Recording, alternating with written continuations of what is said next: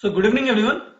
Yesterday we were discussing about the sample preparation for IR spectroscopy, and we have discussed about these gas samples.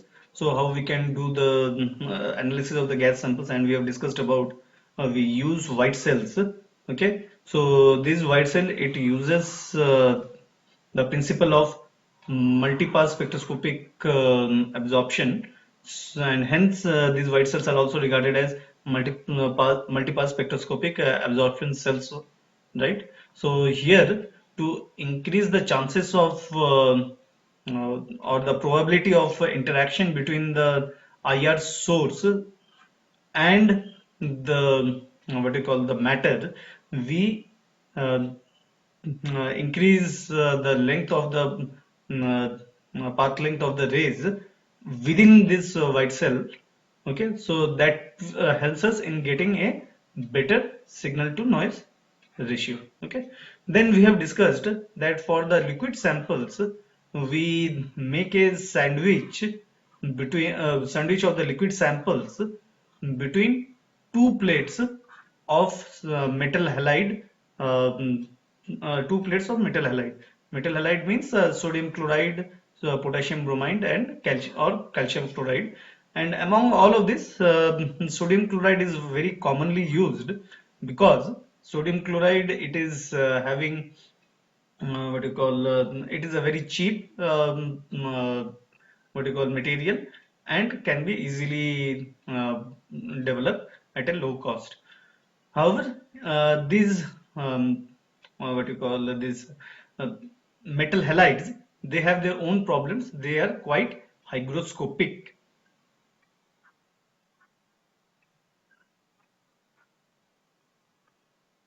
They are quite hygroscopic materials, and due to their hygroscopic nature, they absorb moisture. Okay, hence uh, the optics or whatever you say this sample analysis, whatever you want to do, you have to do all these things in a dehumidified chamber. Okay. Now, today we will be talking about the solid samples. Now, in the solid samples, what is done is that samples are molded with mineral oil. Okay. So, what is the mineral oil used? A Nujol, it is the mineral oil which is being used over here. Okay. And what it is saying basically, we make a paste like thing, paste like what you call formulation or preparation by mixing the solid samples, the solid powdered samples with the mineral oil. Okay. Now, uh, once you make it just like a paste, what happens? It becomes, you can use it just like the liquid samples. You can sandwich those within the salt plates and you can analyze the same. Okay. So over here, what happens is that we have to grind a small quantity of the sample with potassium bromide salt and then pressed with a mechanical press to form a translucent pellet. And this is the second type. Okay. So we will take small amount of the sample. We will mix it with the potassium bromide salt, and then we will press it with a mechanical press. Okay. So this is the first type, how you can analyze the solid samples, and this is the second one. So we make translucent pellets, and then those pellets are being used for analysis. Okay. And third one is this one. The sample is first dissolved in a non-hygroscopic solvent. A drop of this solution is deposited on the surface of the caviar or the sodium chloride cell. Okay, and then they are used for analysis. And lastly, usually we go for ATR FTIR. In our lab, we have this ATR FTIR. So over here, the zinc selenite or the diamond crystals they are being used for the analysis. However, in our case, in our lab, we have this zinc selenide ATR FTIR. Okay, we also in this machine we can also do this second type of analysis. So once you people come over here in the lab and we have the laboratory also, we will be giving you a tour how to do this analysis. Okay, using these two methods, and the rest of the things you just have to imagine how the things are being done.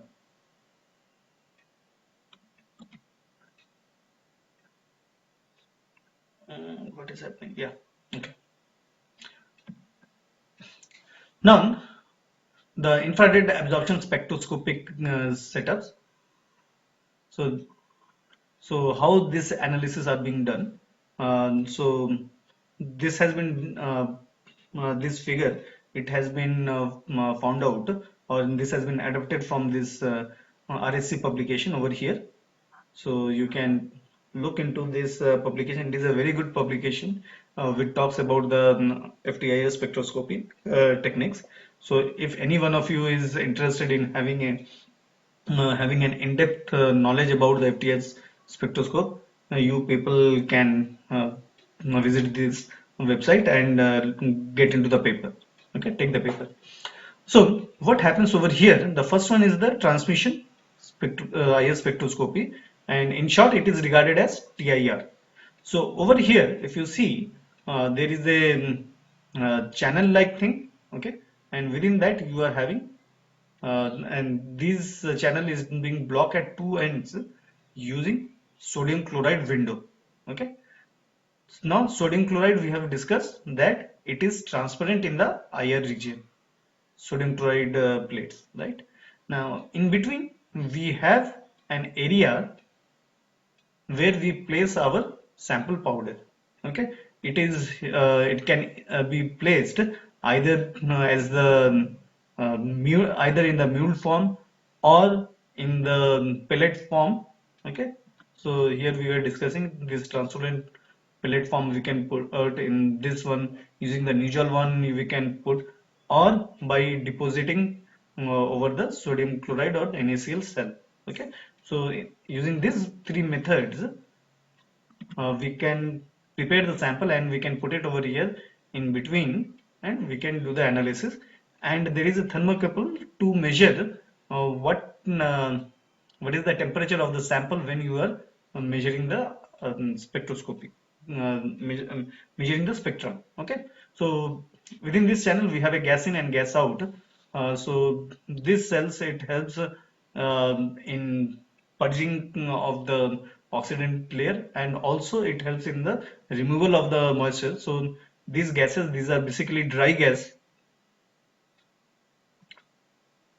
These are dry gas, and they allow you to purge if there are any moisture over there. And also you have a heating and the cooling arrangement, and using this cooling arrangement you can maintain the temperature within this cell, so that you can measure the what you call measure the spectrum at a particular temperature. Okay, so if you see what happens, the IR beam it is coming, it is passing through the sample and it is getting out through the other sodium chloride window, and then you have a detector to detect the transmitted beams. Okay, so it is a transmission beam which you are analyzing, and hence it is regarded as transmission IR spectroscopy. Okay, then the next one is diffuse reflectance. Okay, so diffuse reflectance, so in short it is regarded as DRIFTS. Okay, DRIFTS. So here what you have two plane mirrors and two concave mirrors. So these are the two plane mirrors and these are the two concave mirrors, 1 2. So IR beam comes, it is being reflected onto the concave mirror, which transmits the IR beam onto the sample holder, where you have the sample in the powdered form, or the you can also have it in the film form or in the gel form, whatever. The main thing is that it should be in the solid form, or even in the liquid form also, if it is a liquid sample. Then from the surface, it is then reflected back to the second concave mirror, and it gets out, and this uh, what do you call, a reflected light which is being getting out of the cell, that is then analyzed. Okay, then we have attenuated total reflection. In short, it is regarded as ATR. Okay, now here we can have germanium and diamond ATR crystals, and I also discussed that zinc selenide crystals, they are also sometimes used. Okay, so what happens? You have a crystal of the germanium or the diamond ATR crystal. Okay, then you place the sample onto the surface of the this crystal. Okay, and then from the bottom of this crystal, the IR beam is being made incident onto the this. If you tell this as prism, so onto this prism, the IR beam is being made incident, then it is being refracted towards the flat end of the prism, and from there, at this end, we have the sample which is tightly placed in contact with the germanium crystals. Okay, so the IR beam, it goes, it interacts with the surface functional groups, and then it is being reflected back out of the germanium crystal, and this reflected light beam is being analyzed for the what do you call, for the detection of the spectrum. Okay, and then lastly we have reflection absorption spectrum, which in short it is regarded as RAIRS. Okay, so it is called reflection absorption infrared spectroscopy. Okay, and this one is diffuse reflectance. I forgot to name this one. Diffuse reflectance infrared Fourier transform spectroscopy. Okay, so in this case, RAIRS, reflection absorption infrared spectroscopy, what we have the sample which is placed on to a over a sample holder, and then polarized infrared light, they are being made incident onto the sample, and then the reflected light, whatever the light, infrared radiation they are getting reflected, that IR beam is being analyzed for the spectroscopic stuff. Okay, so any doubt in any of this?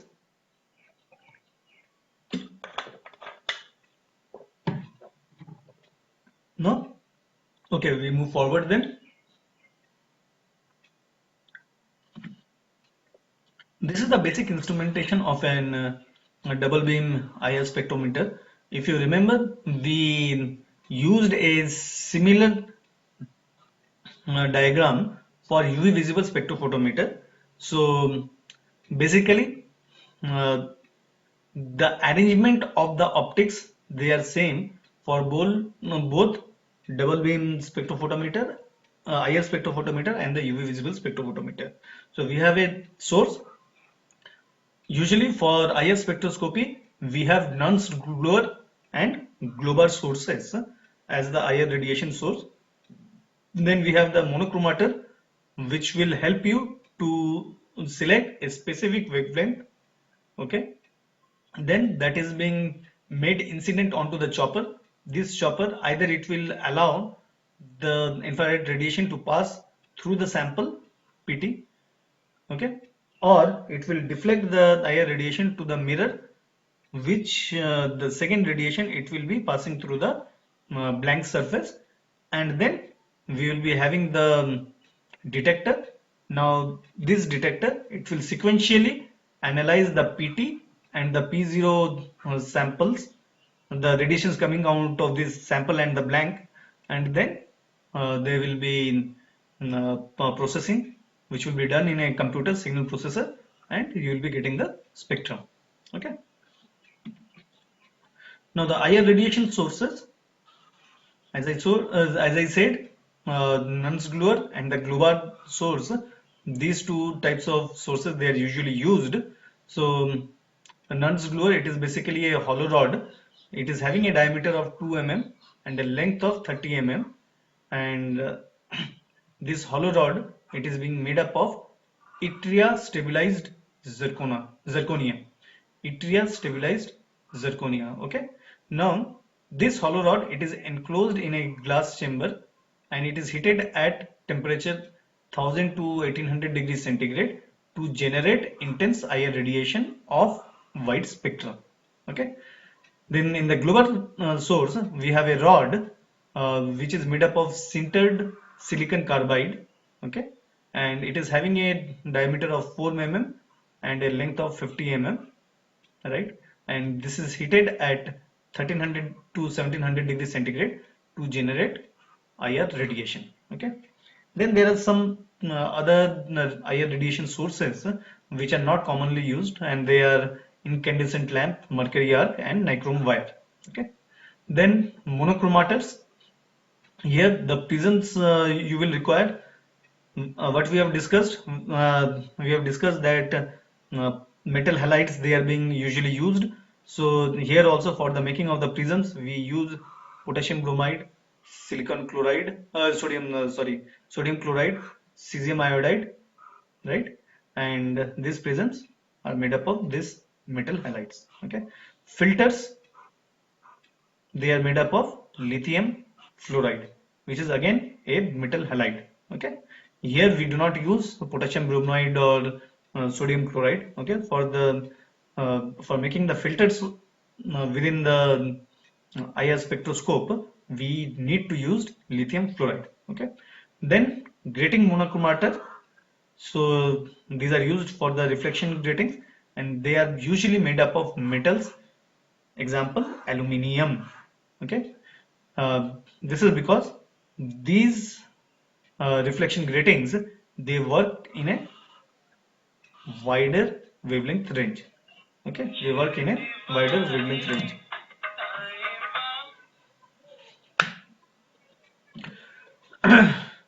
Then sample cells we have already discussed. Sample cells they are either made up of sodium chloride or potassium bromide. Okay, then detectors. So usually infrared, when we talk about infrared, we talk about heat. So all the detectors which are used, all the detectors which are used in IR spectroscopy, they basically measure the heat generated. Okay. So here we have the pyroelectric detectors. So in the pyroelectric detectors, usually in the commercial detectors, we have two types of detectors: DTGS, which stands for deuterated triglycerin sulfate, and lithium tantalate. Okay, this LiTaO3. This 3 will be subscript. Okay, please correct it. Then we have bolometers. So in bolometers we have barretter, metallic wire platinum strips having a positive temperature coefficient. Okay, so barretters they are basically metallic wire of the platinum strips and they have a positive temperature coefficient. We can also use thermistors in the bolometer, and thermistors they have thermal resistor which are made up of semiconductor material and have a negative temperature coefficient. In few books you will find these bolometers and basically which uses this barretter, and the thermistor arrangements they are given separately, and in some cases they are giving together. Okay, so it depends in what way you are using. So you can use this thermistor separately also, or you can make a bolometer like structure device, bolometer device, and then use it as a detector. Okay, then we have thermocouple. Over here we have bismuth and antimony together, and it uses the Peltier effect. Okay, usually a single thermocouple it is not used for the measurement of the IR spectroscope, IR spectrum. Instead, a thermopile is used. What is a thermopile? Thermopile is a series of thermocouples which are a number of thermocouples which are what you call which are put in a series so that there is an increase in the signal to noise ratio. Okay, so you get a better signal component using the thermopile, and hence usually the thermopiles are used. So over here you have in thermopile you have a number of the thermocouples. Okay, then you have Goulet cell, then photoconductivity cell, and the semiconductor device and detectors. Okay, so this is a pyroelectric detector. So you have a pyroelectric material, and across this pyroelectric material, you have two electrodes. Then you have a black coating over here. So what happens? The IR source falls on this black coating, and it transmits all the what you call it transmits the heat to these electrodes, and which ultimately reaches to this pyroelectric material, which changes its electrical properties, and those electrical properties are being measured by measuring the uh, electric phenomena across the electrodes. Okay, then we have pyroelectric detector. So the pyroelectric detectors, they look something like this. uh, these are the commercially available pyroelectric detectors. So if you see, they are available on as a metal packaged stuff. So if you see these windows, over these windows, this radiation are being made incident. Okay, then we have thermistors. So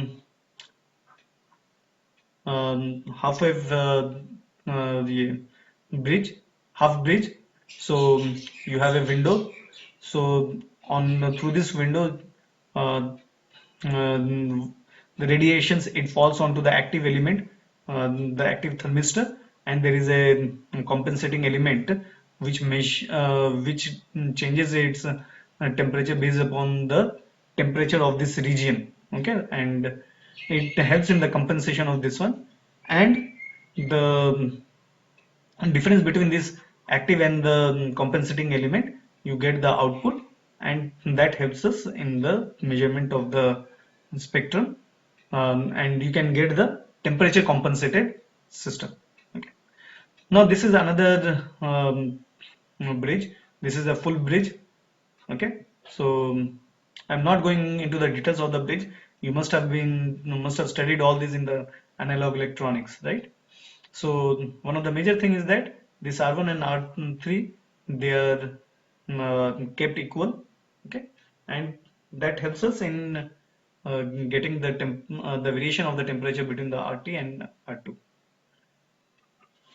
RT is the thermistor. Okay, then principle of operation of a thermocouple detector. So if you see, we have said that the thermocouple, it uses bismuth and antimony. Okay, so you have the junction over here. Over here, you have the radiation at the tip. The radiation falls onto that, and you have a shielded reference junction which is kept at a particular temperature, and then the voltage which is being generated, it is being measured. Okay.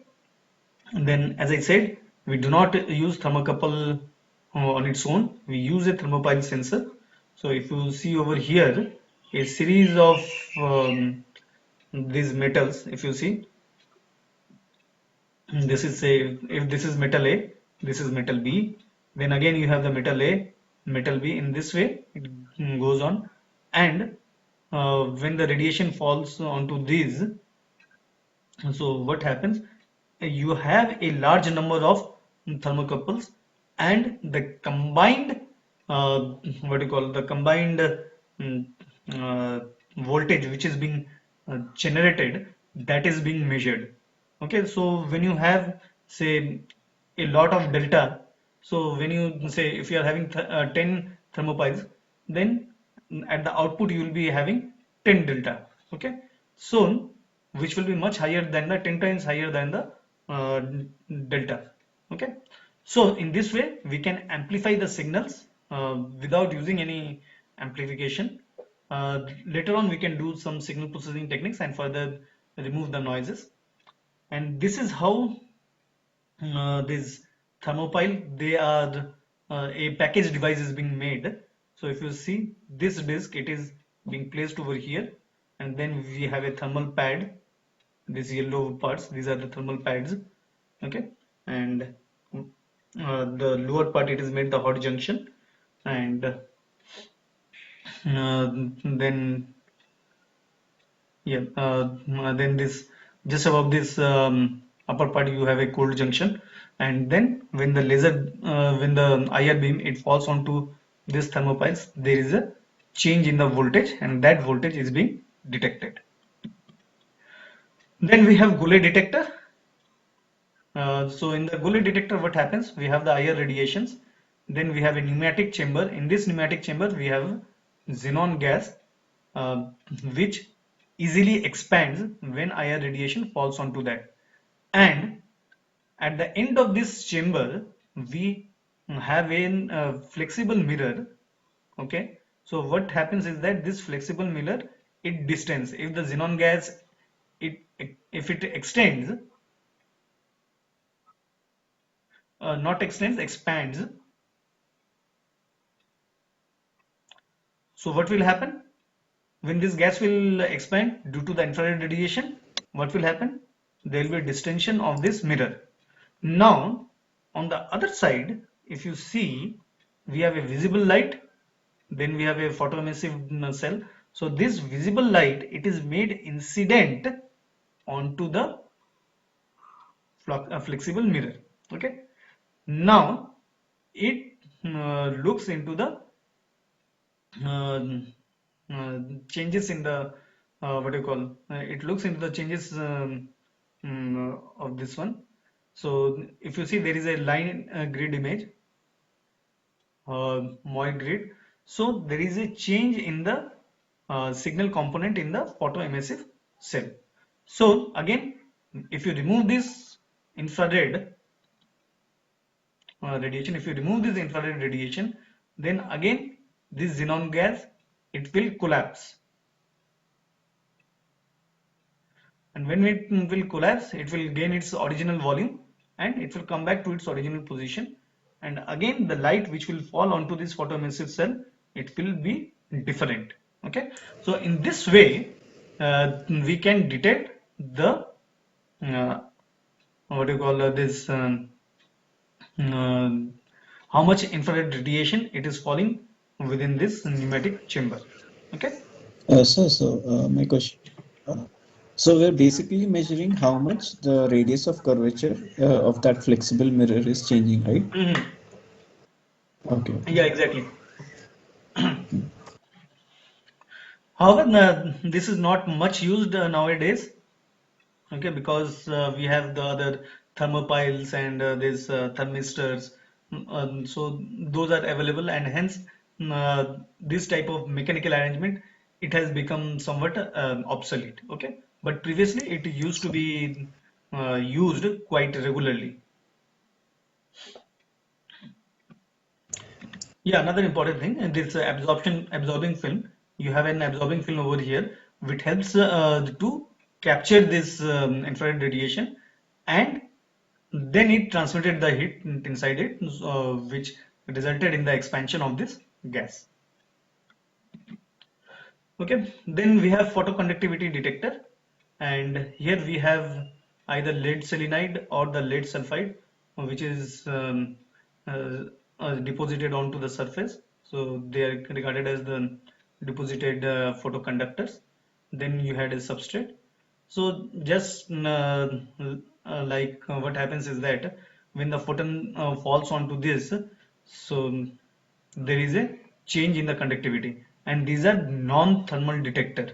Okay, this is a non-thermal detector. Among all the detectors what we have used, this photoconductivity detector, it is the non-thermal detector. Okay, here we use the lead selenide and the lead sulfide. Then schematic diagram of a semiconductor detector, the non-thermal detector, how it is, how it happens. So you have a GASB substrate.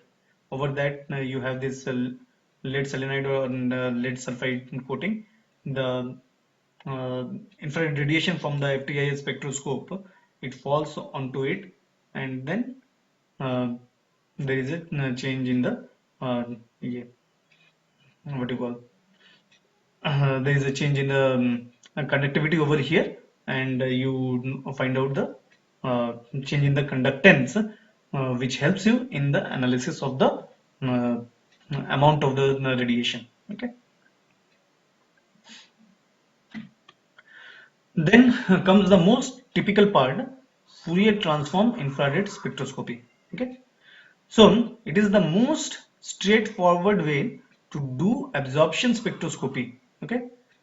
The dispersive spectroscopy technique. Okay. This absorption spectroscopy, it is regarded as the dispersive spectroscopy technique.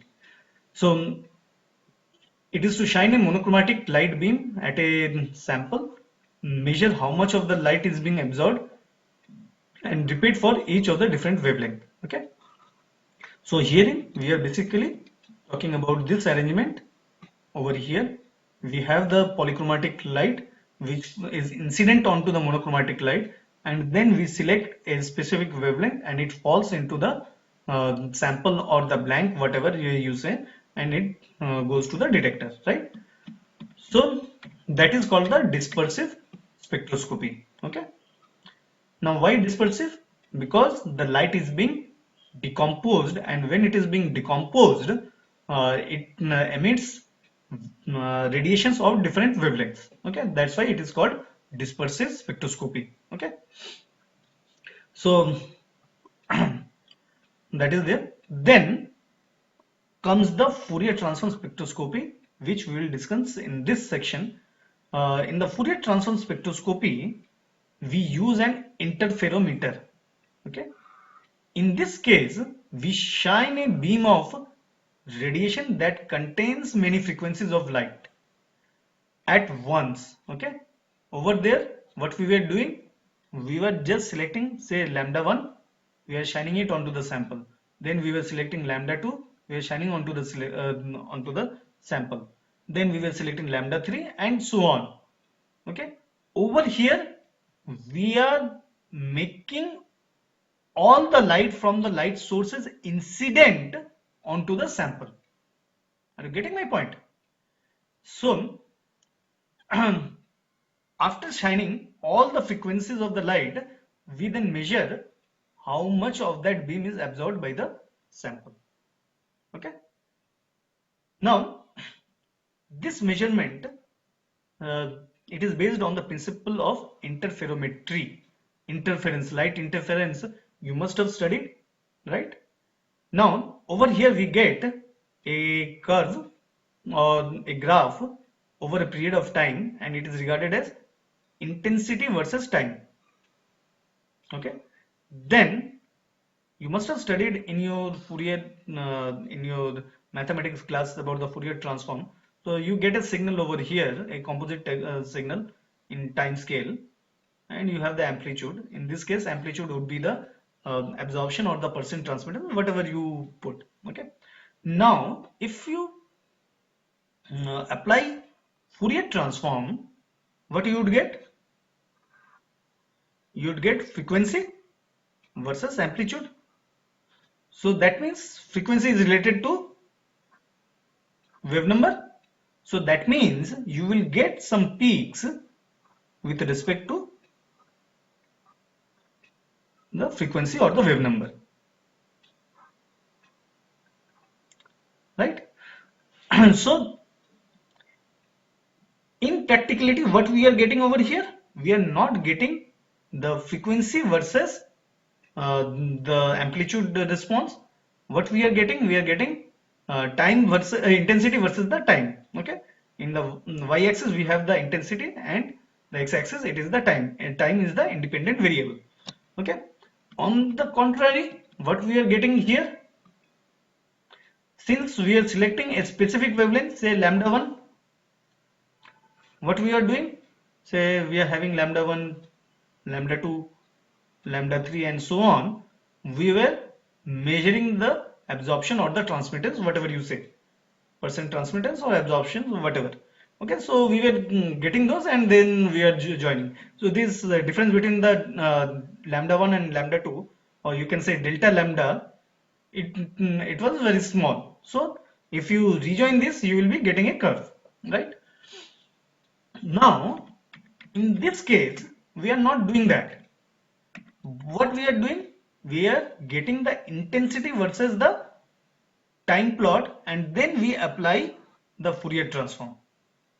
Okay, and then we apply the Fourier transform. So the Fourier transform is applied to convert the time domain signal to the frequency domain signal. I hope every one of you know this, right? Now, this is the working principle of an FTIR spectrophotometer, and it basically employs Michelson's interferometer. Michelson's interferometer. So what happens over here? This part which I am drawing now,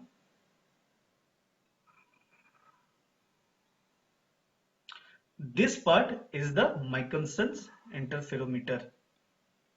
Okay. So what happens over here basically?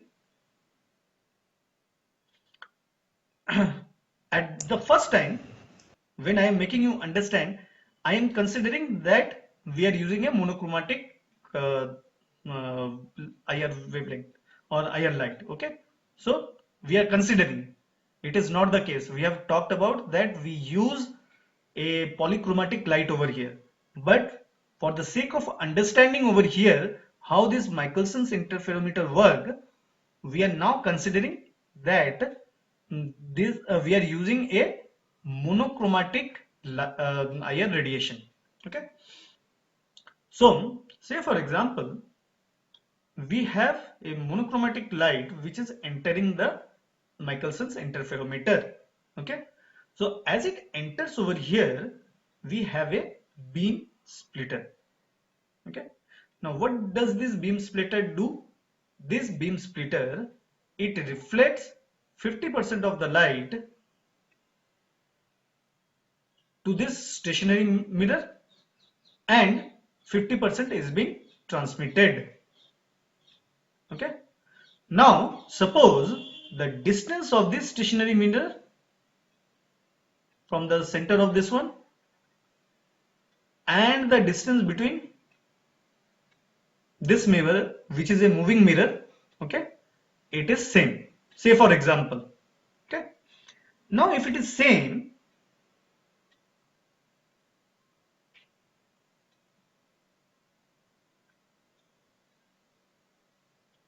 okay, now if it is same, then we call it zero path difference, because the light which moves from this center to this stationary and back, it is,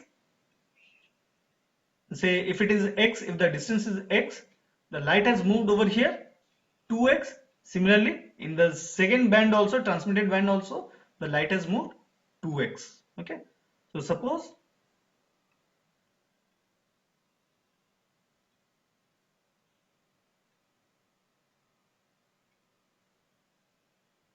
okay, we have got this.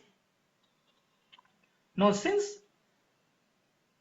the infrared radiation from this uh, part, from the second part also, it has moved the same distance, so when they combine over here in this recombined beam, so there will be addition. Why there will be addition? Since they are moving this thing, so say,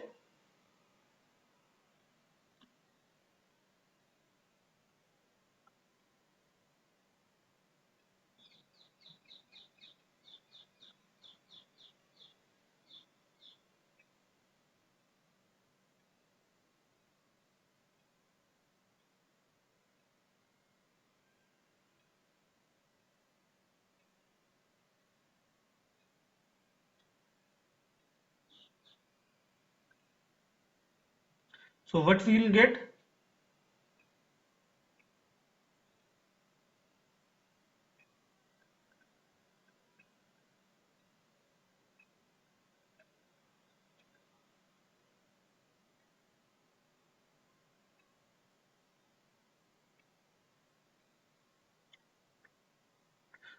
Both this thing, say this is A, and if it is B, this A and B both are in phase. Okay, so what should be the output?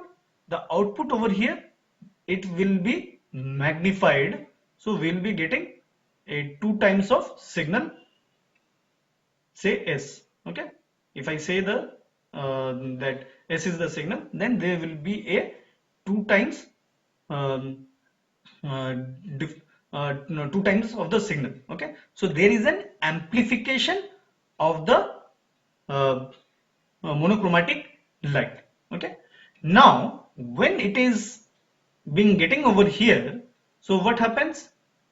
There are two things. The first one,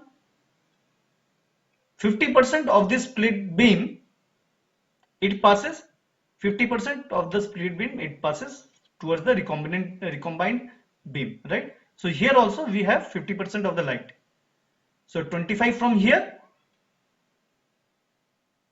25% of A, and 25% of B, and the rest of the thing, it goes towards the rest 50%, it goes towards the radiation source, and it is being lost completely. Okay, am I able to make you understand? Okay, now what happens? Suppose the mirror moves and it comes over here. It may move on either side. Okay, so what happens? So the initial condition, when there is no difference, it is called the zero path difference. Okay, so during the zero path difference, there is an amplification.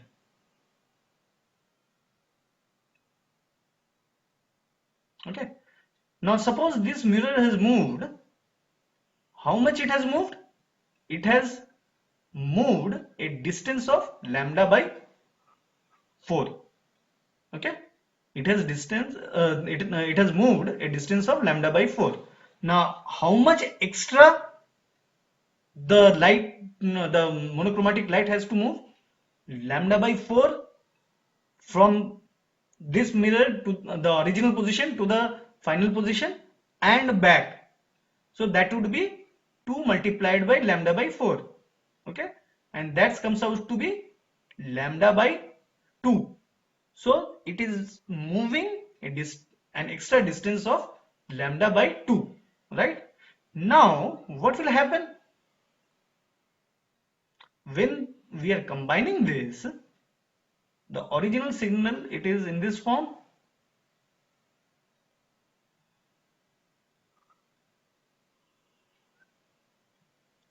Now what will happen? There is a path difference of lambda by 2. So where there is 0, we will be having a lambda. So I am drawing over it only for so that you can understand properly.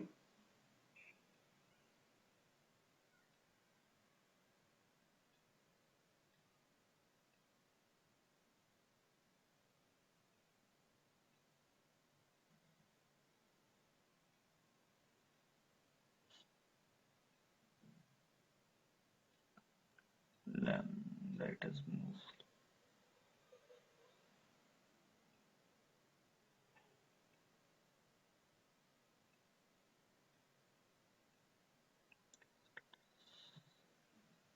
Lambda. Now it is starting like this.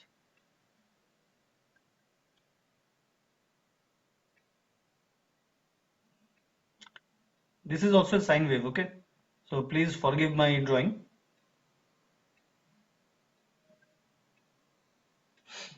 So what is happening now? This peak and this peak, they are coinciding. This peak and this peak, they are coinciding. This peak and this peak, they are coinciding. This peak and this peak, they are coinciding. Okay. So what is happening? They are cancelling out. Okay. They are cancelling out. So here we'll be getting almost zero signal. Okay, so how I have drawn this one. So what is lambda? Lambda is the distance between these two waves. So lambda by 2 ये हुआ है. So now my signal will start from here, right?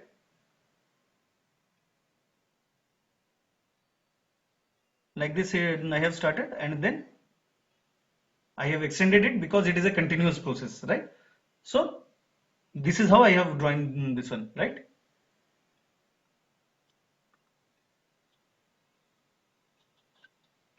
So now what is happening?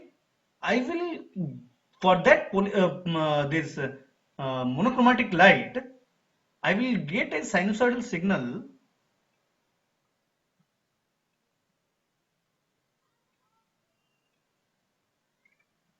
What happened?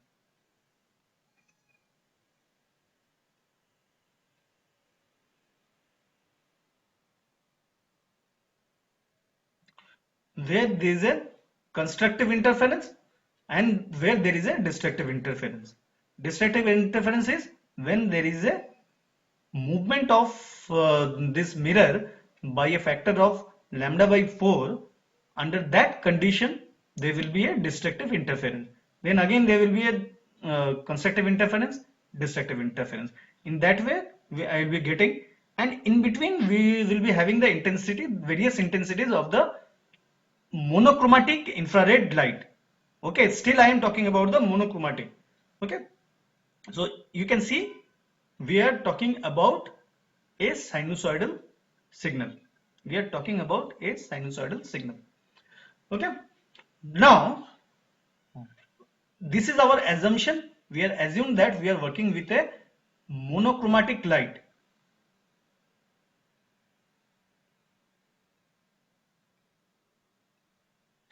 We have assumed that we are using a monochromatic light.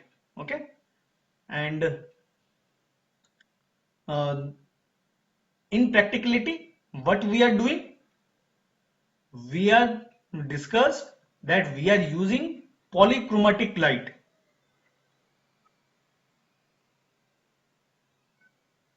Light means higher radiation. Are you getting my point? Now what will happen? We will be getting a series of these sinusoids.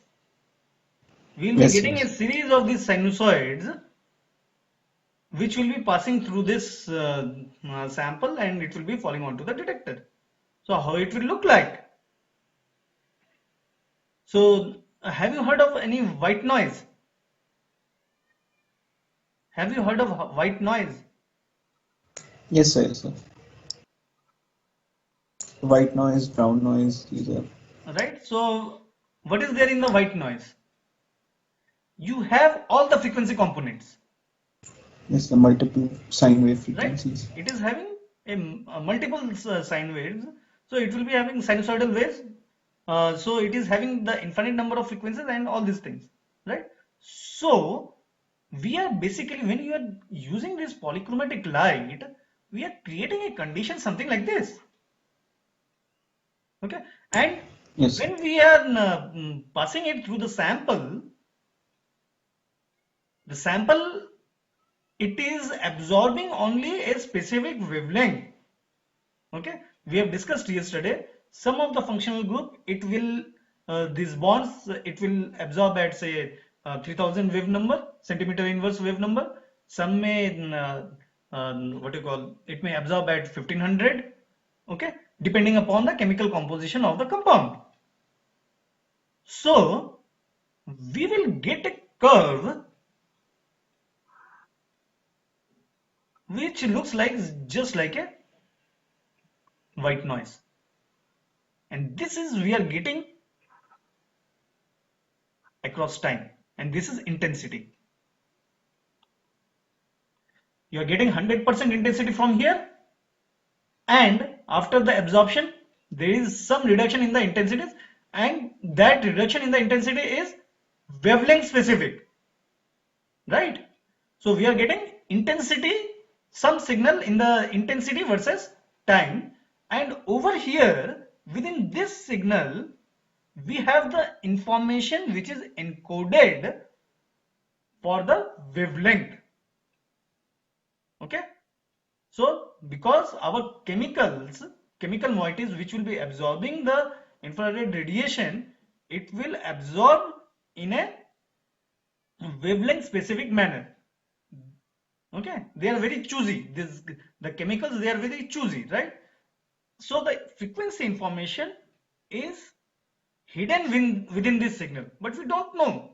So what to do? Just in our previous case, what we have said, we have a time domain signal, and if you want to extract and the frequency domain components, they are hidden within the signal. So to get the spectrum, what we do? We go for the Fourier transform. So here also what we will be doing, we will be applying the Fourier transform, this thing over here, and it will give us wave number, frequency basically. From there we get the wave number basically, and the intensity.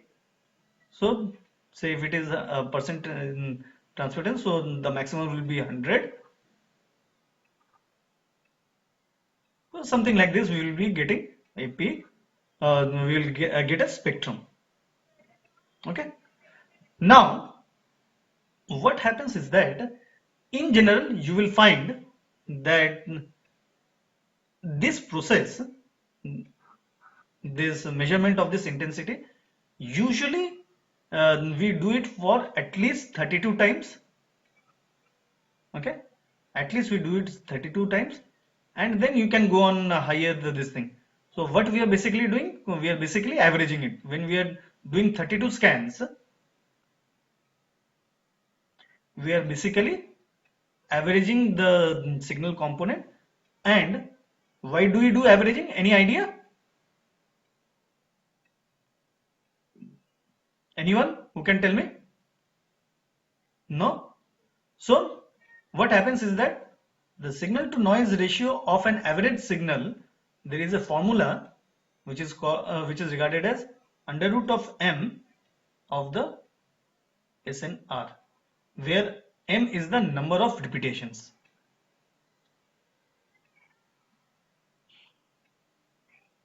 To average m, so if we do m number of repetitions and then average, then the signal to noise ratio will be improved by under root of 32. That means for a single thing, for a single scanning, if we get SNR, then if we do 32 scanning, then it will be increased by a factor of under root of 32. Okay, so in this way we increase the signal component and we reduce the noise component. Okay, so before applying this Fourier transform, we do 32 times scanning at least. Okay, this is a standard procedure. Okay, now when there will be a constructive interference, the constructive interference will be if the position is integer multiple of the wavelength. Okay, so I hope everyone has understood why integer. That means the constructive interference will happen when we are at lambda, then 2 lambda, 3 lambda. This is the path difference. Okay, total path difference, optical path difference. Okay, 3 lambda, 4 lambda, in this way. And the destructive interference will happen when the optical path difference, it is the half integer multiple of the wavelength. That means lambda by 2, 3 lambda by 2, 5 lambda by 2, and so on. Okay, so this is how the FTIR spectrophotometer it works. So there is a basic difference which we ask everyone in the Viva, and people, students do a mistake. So what we ask them, what is the difference between a normal IR spectroscope and the FTIR spectroscopy. The main difference is that we have discussed over here. In the normal this absorption spectroscopy or the dispersive spectroscopy, we illuminate the sample with a monochromatic light beam. Okay, illuminate this sample with a monochromatic light beam, whereas in the Fourier transform we use polychromatic lights. Okay, and here we use interferometer, Michelson's interferometer, for generating the spectra. Okay, so this is it for today. Do you have anything to ask? Am I clear? And when I am talking this moving of this Yes, mirror, sir. it can move in either of the direction. It can go from this direction to the right, towards the left, it doesn't matter. So, do you have any questions? No, sir, no. Okay. I've seen Michelson interferometer. Like I think the LIGO detector, which detects the gravitational wave, is kind of based on the same principle, the coherence of light and using a like, split beam. Yeah, no, what you have seen? You have seen Michelson's LIGO, sir, interferometer? like yes, sir. In LIGO, the gravitational wave detector, it Okay, uses I don't know. exactly. Yeah, yes, sir. It also uses this exact same apparatus. Yeah, because the basic principle is your Michelson's interferometer. I don't know about the gravitational force, what waves you are using or this thing. So any kind of wave, basically, if you it can you can use it. So what happens? Any kind of wave, we consider that they are sinusoidal wave. Okay, and we must thank the scientist Fourier that he gave us this Fourier transform, Fourier and it transform. is one Yes, sir. of the It's very most powerful. versatile transforms in the world. Okay, so you talk about what do you call biochemistry, you can apply Fourier transform. You talk about biomedical signal processing, yeah, you can do it. You talk about power line signal processing, you can apply Fourier transform. Yeah, Yes, as you yes. said, you talk about gravitational wave, We you use can Fourier apply Fourier transform. transform. So there is no field where you do not need this Fourier transform, and it is one of the most powerful transforms in the world. Yes, You sir. will Yes, sir. find people talk about wavelet transform, people talk about wavelet packet decomposition. Okay, so many more transforms. You can talk about the Cohen's class distribution and all this thing. People talk about a lot of new transforms, but still, Fourier transform is Fourier transform. Okay, Yes, sir. and in fact, you can go into the joint time frequency domain analysis using short time Fourier transform. It is just a simple modification of the Fourier transform, and you can go into joint time frequency analysis. Over here, you are having time and amplitude. Here, you are having frequency and amplitude. Okay, but you cannot visualize the signal both in the time and the frequency domain. But with a slight tweak of the short time Fourier transform, you can look into both uh, time and the frequency domain, all the three basically time, frequency, and the intensity, all these three pictures in a single graph. So this Fourier transform, it is a very good transform, and it is very interesting. So anything you'd like to ask? No, sir. No, no, not as of now.